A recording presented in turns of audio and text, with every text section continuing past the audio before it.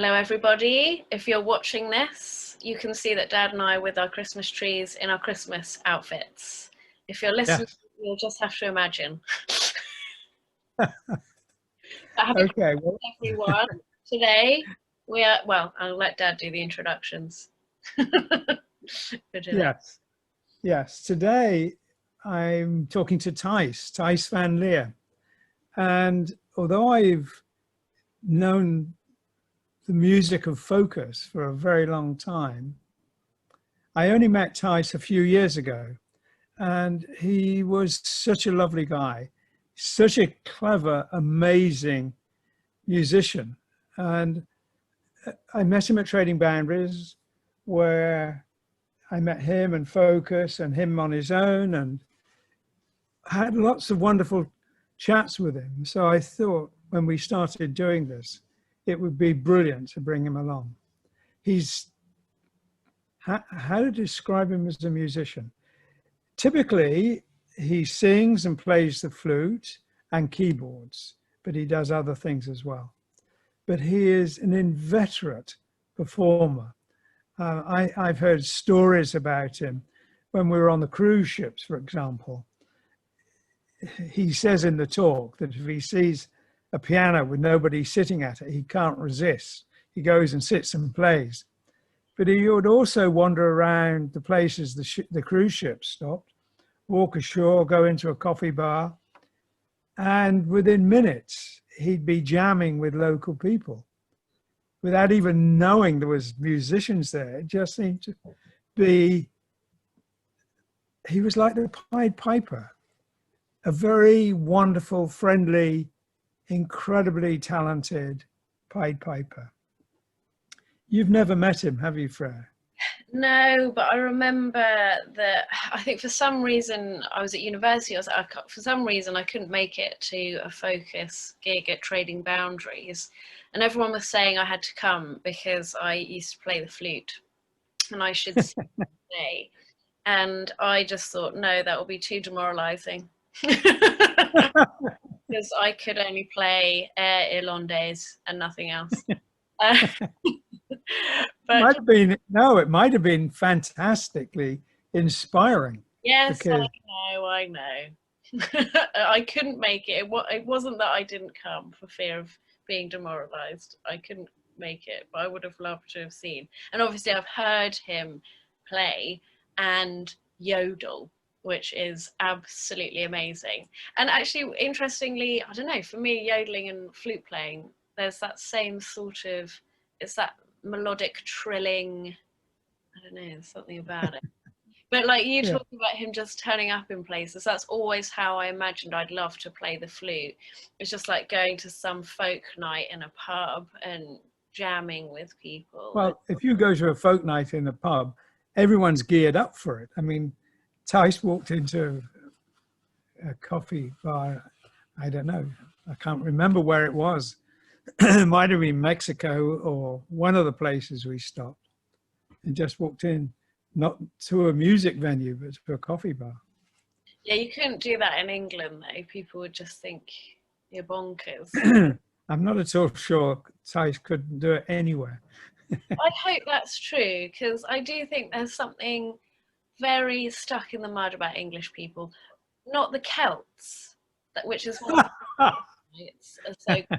You say geared up for it, but I reckon you could walk into any pub in like Wales or Ireland or Scotland and start singing and there'd be people joining you. But obviously I grew up in England, so that never really felt like an option. Also, I can't play, so. Anyway, Thijs is a wonderful, wonderful guy.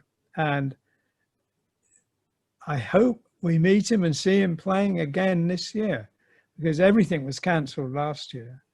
And he often, coincidentally, has a concert at Trading Boundaries when I have an exhibition there. So it was, well, I was going to say it's sad that this year was cancelled. The exhibition is there. And I think actually today it's open, but it's not always, but it will be extended for a month or two. And it'd be wonderful to see Thijs there next year or anywhere. Anyway, in the meantime, here is Thijs. Happy A Christmas. very wonderful guy. What did you say, Dad? I said, he's a very wonderful guy. Here's Thijs. Enjoy. Laat Rob wat van mij zien. Oh, so can you show me again? Because I wasn't recording. Yeah. They're lovely So- sculptures. That's a lovely collection you have. Yeah. This is a Polish sculpture, and she did it especially for listening to focus all the time. So it's Wow. a focus kind of inspired thing. Yes. And next to that, it's a sculpture of mother and child, Maria and Jesus, Yes. done by Maria Jesus. She's a Chilean sculptor and mosaic maker worldwide for the Roman Catholic Church.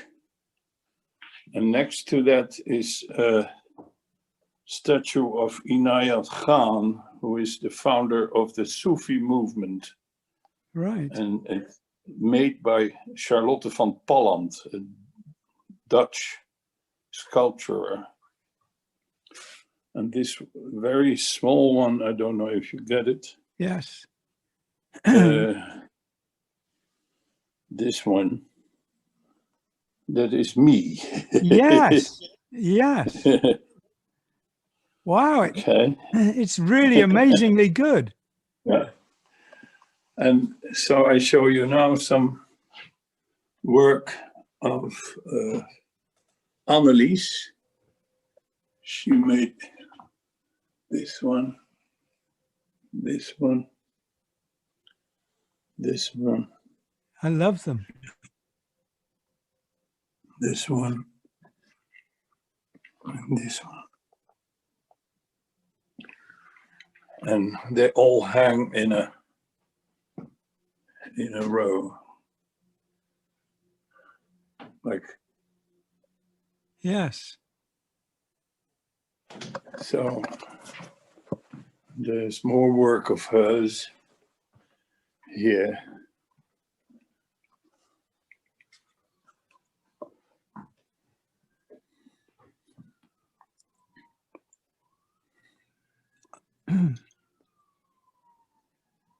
They're very powerful. Nice, huh? And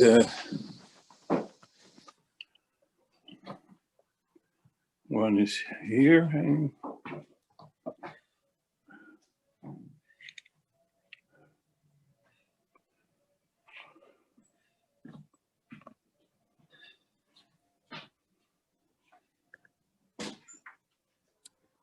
Wow. Yes.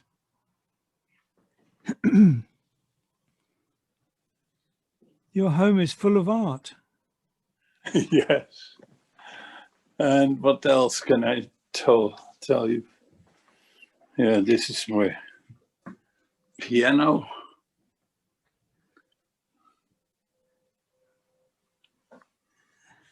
And my cupboard. Is that where you compose? No. That is somewhere else in the house. That is most of the time it is here.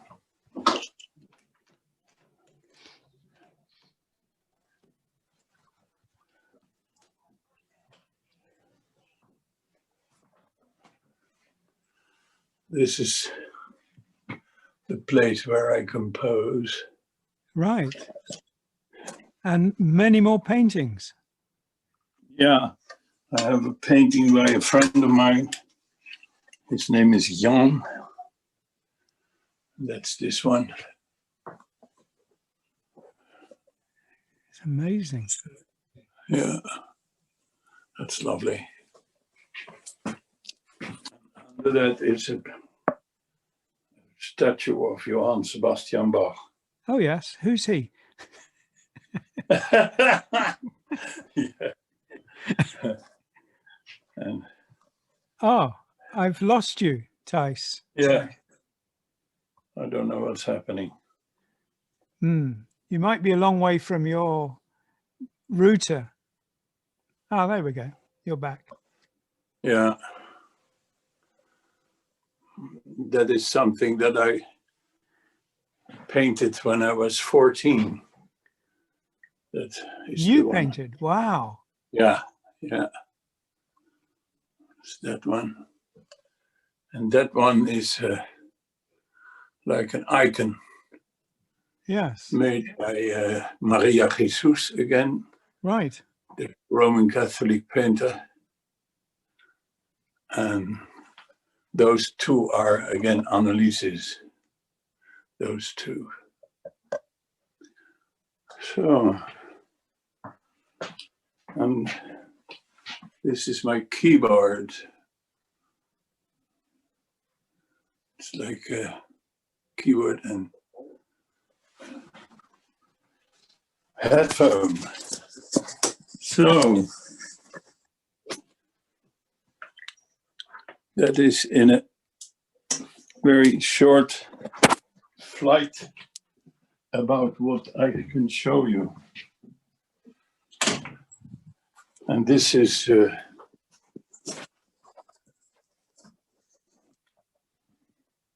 all the gold and platinum, all the, let me make a little more light. You've been busy.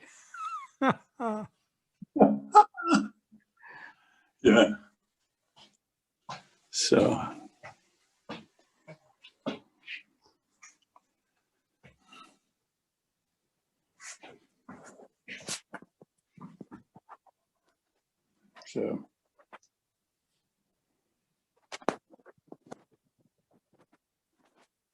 that's about it. It's gold from America and diamond from the Netherlands.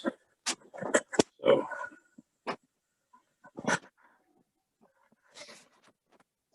this is 2 diamond records from the Netherlands. Amazing. Thank you. Yeah. So I go back to the normal place now. Yeah.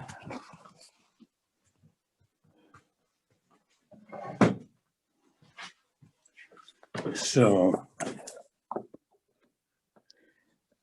Can I ask you about composing? yes, One- what shall we start? Well, one of the questions everybody seems to get asked, and I thought it was a interesting place to start, is the question we get asked all the time is, where do your ideas come from? Yeah. There is always an urge in me to compose in the first place for group focus, which is of course an entertaining group, but in a serious way.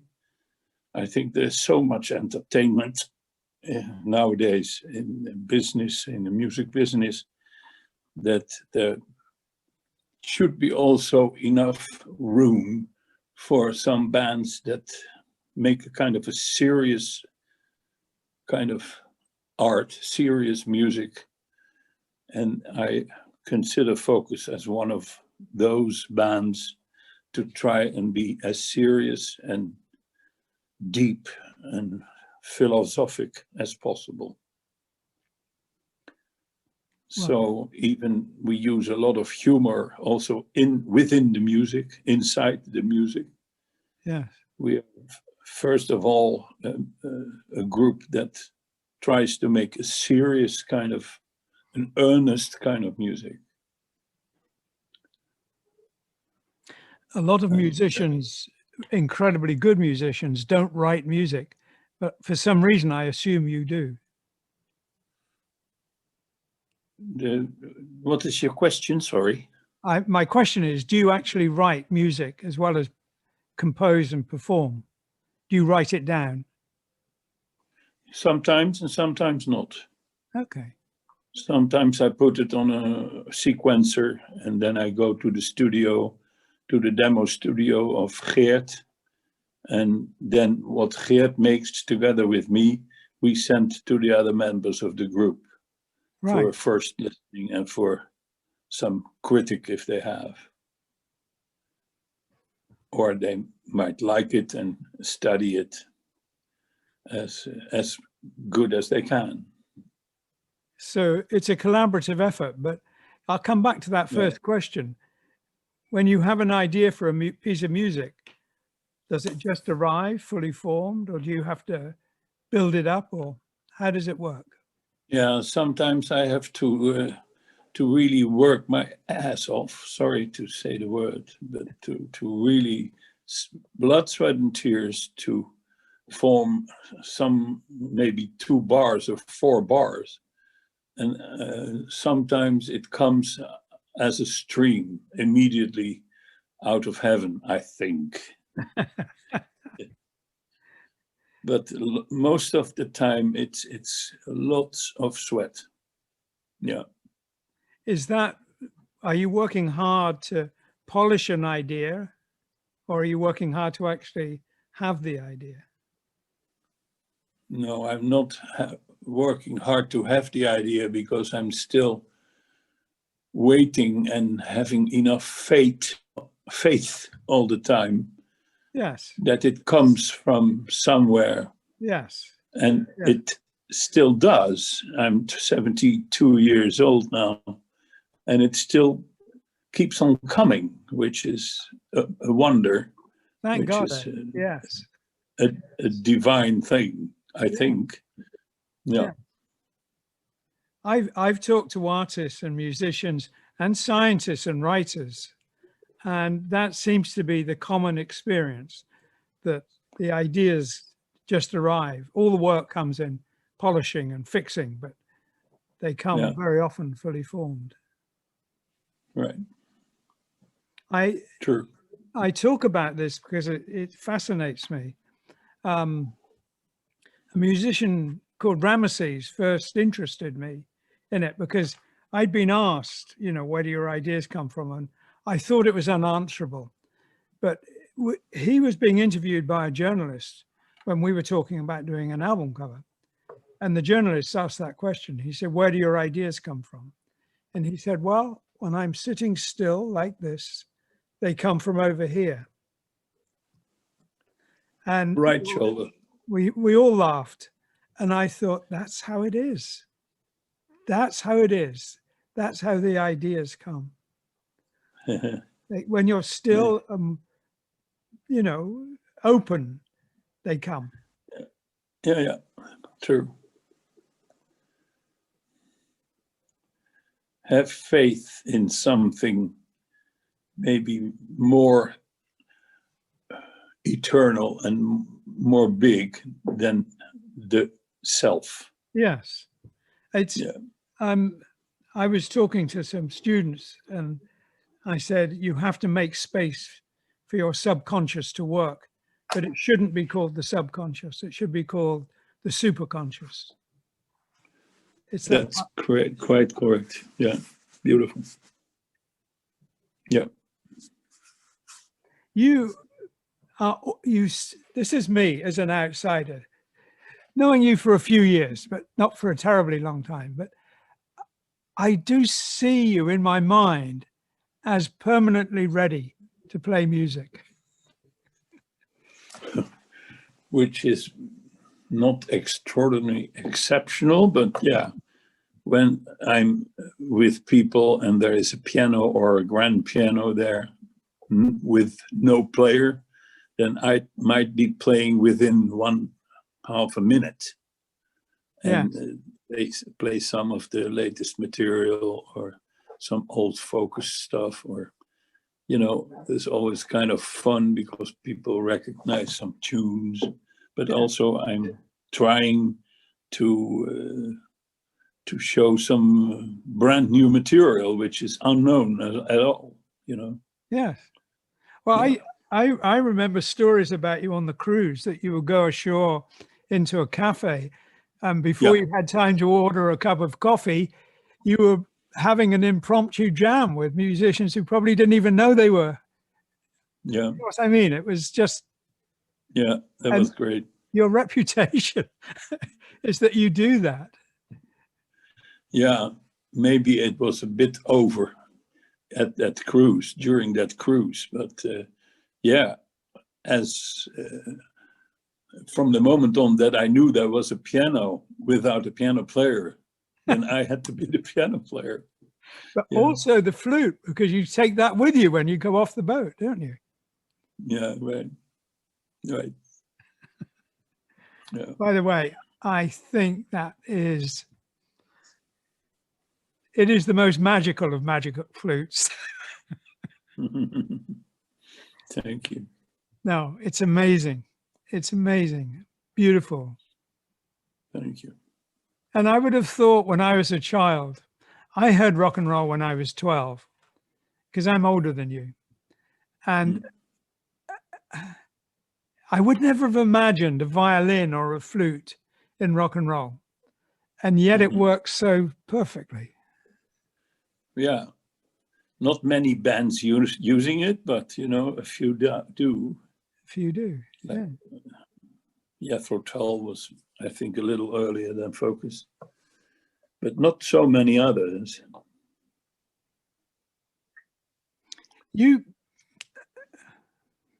I mean, it would be a cliche to say you get yourself involved with classical music, all kinds of music. One of my favorite pieces of yours is about Strasbourg Cathedral. I didn't want to talk to you about your career in music. More about the creative process, but I just love that piece. Yeah. La Cathédrale de Strasbourg. That's the one. Yeah. Yeah. Yeah, I was with my parents. I was in Strasbourg, and I was not so impressed by the height of the tower because it's very high, but it was the sound of the bells that inspired me a lot, and that did me decide to make this piece. And it's about the sound of the bells, which is world famous, by the way. Yes. But I also experienced that as a child of like 12 or 13 years old. It's a beautiful piece. Did you ever actually record the bells? Did that? Not those bells, no. I actually didn't, no. Nevertheless, a fabulous piece. Yes. Tell me about, I know you walk around with the flute and things like that, but do you carry a recorder or a notebook with you as well? A recorder? Oh, sorry, I don't mean a record. I mean what I would have once called a cassette recorder or a tape recorder. Something to record your ideas. A flute. A flute. Right. No. So if you have an idea for a piece of music, you have some way of fixing it. Yeah. Try to protect it within my head. Yes. Yeah. Keep it warm. I imagine if you've played it, that does kind of hardwire it, does it? Yeah. Right. I was asked once if I keep a notebook by my bed, and I said no, because if I dream or whatever, I forget my dreams, I forget everything. But if I have a good idea, I don't forget it. I don't need to write it down. It'll be there in the morning, and I can do it. Great confidence in yourself. Beautiful. No, it just is, you know, if it happens, it is really persistent. It's persistent enough. Right. Hard to get rid of. Nice. Yeah. Great. Yeah. So it looks like the rumors are that this might have an end to it, this plague that we're all living with. Maybe early spring, maybe later, but it looks like there are solutions afoot.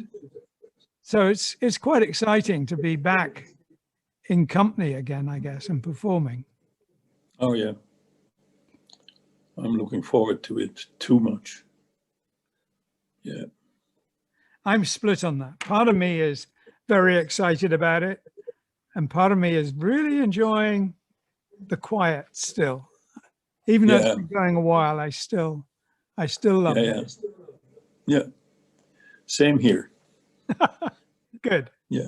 Good. Yeah. I mean, not everyone, sadly, is in a position to, but That's true. You know, That's true. I've had times when I've had no work and that's caused me anxiety, but this is different. Yeah.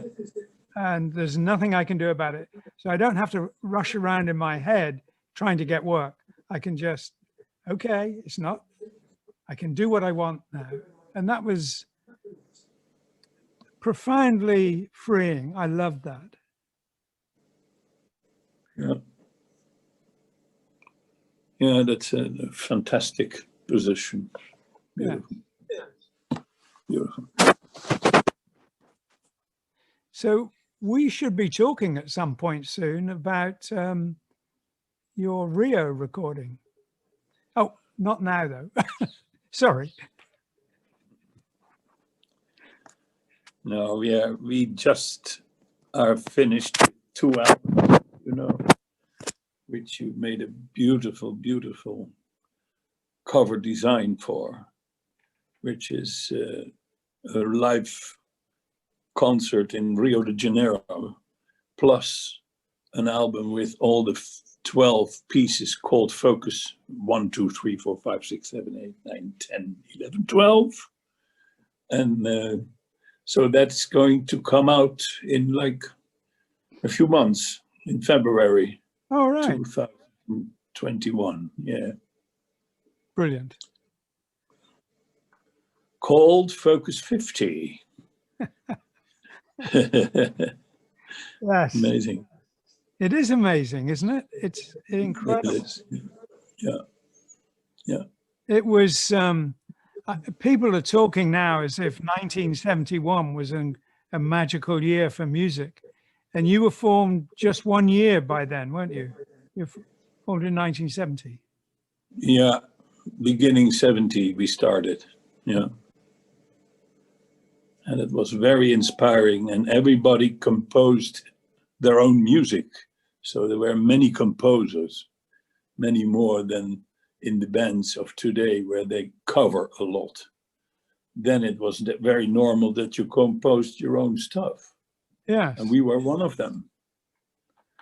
I heard a very interesting explanation of why the Beatles started writing.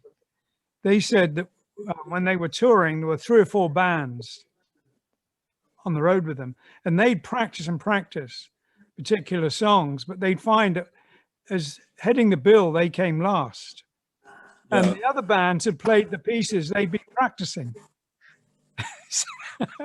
So they came on last and were supposed to blow people away, and everyone had heard what they wanted to play. So it was they felt the only solution was to write their own.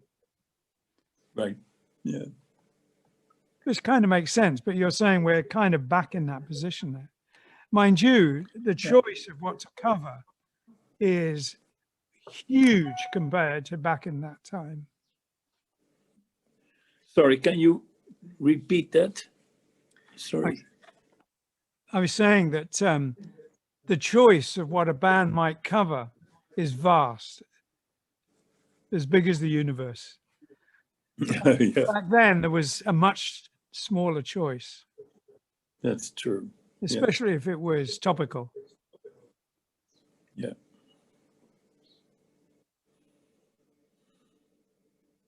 How do you feel about touring with other bands? Does that work for you?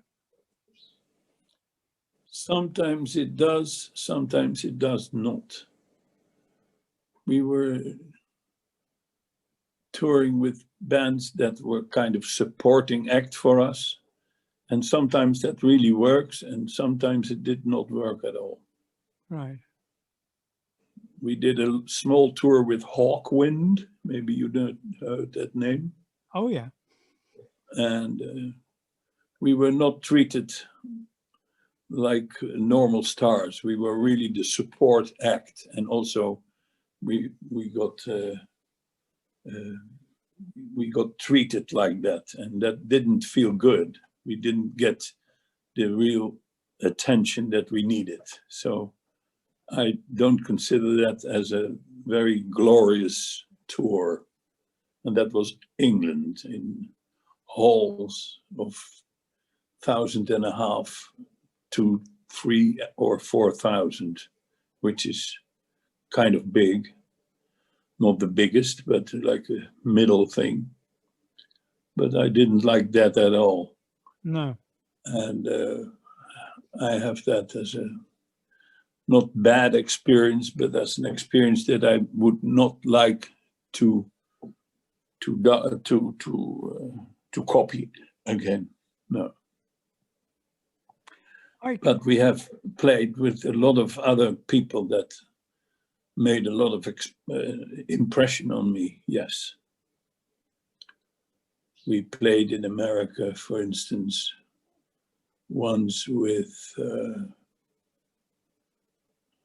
Santana, which is really nice. Santana even wanted to make a double or a single album with me as a duet. It never happened, but the idea was there. Yeah. We play with the Beach Boys once, with Frank Zappa, only once in Tucson, Arizona. And where again, we played with Jay Giles' band a few times.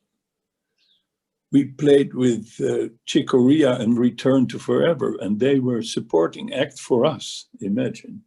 Yeah. And that was amazing. It was 9 gigs in the Midwest. And we also, we did a lot of concerts with, let's say, big names in rock and roll. Yeah.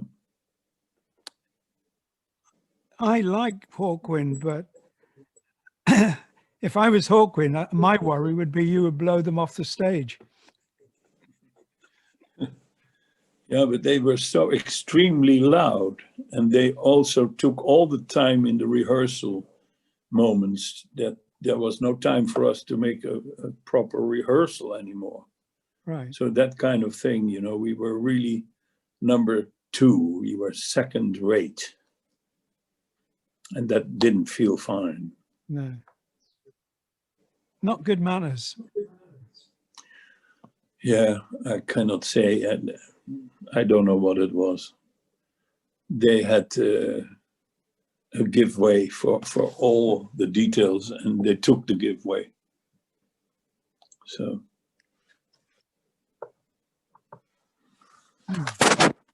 It's one of those things that I guess I hadn't really thought about it, but it must be a roll of the dice whether it works or not in advance, mustn't it? Yeah. Mm-hmm. Do you talk to them in advance and say, how's it going to work with you guys? Anything like that? No, I didn't have anything to say. I didn't want to utter any conditions at all. No. No. How do you find doing it on the cruise with so many bands? Yeah, the cruise was great. First time was great. We even did not play with our own guitar player because he was ill. So we had Jan Dumay, who was in Focus once, but already for years he wasn't anymore. Hmm. And we had a lot of success on the ship. And the second time also, and the third time also. So all the 3 cruises were a great success for us. Yeah. Yeah. There was a lot of nice buzz around the idea of Focus on all of those cruises. Right. I'm hoping to see you again sometime soon at Trading Boundaries. You have any plans there? Of course, but we don't have any straight regulation about it. Yeah. Not yet. Well, who knows? Yeah. You can't tell if it'll be open in January, February, March, but you've got to be sure by June it'll be open and happening. Yeah. It's not over, but it can't go on forever, can it? No. No. Should come some solution. Michael's taken advantage of the fact it's been closed to completely renovate the place. Oh, really? So it's going to look very respectable. Nice. Lovely. Actually, Did it you is. see already examples of it? Yeah, yeah, yeah. Oh. My exhibition opened on November the 1st and closed on November the 4th. Wow, yeah. Last That night is- I did a live walkthrough online, but not the same thing. But yeah, Michael said he'll keep it open, but I don't know how long that will be. That's going to be Yeah. an interesting. Send him all my love, if you can. I will. Send him all my love. Yeah. I will. I think I'm going to Lovely. see him today, so I will. Yeah. Okay, great. Okay. Great. When we're done, I'm going to send you a copy of our talk. That's lovely. Thank you. Okay. So I thank you so much for joining me. Thank you. Thank you for this very nice conversation. Thanks. Thank you. And I really look forward to meeting you again. Every time I've met you, it's been wonderful. So Thank you. Same way here. great. See you soon. Same way here. Thanks a lot.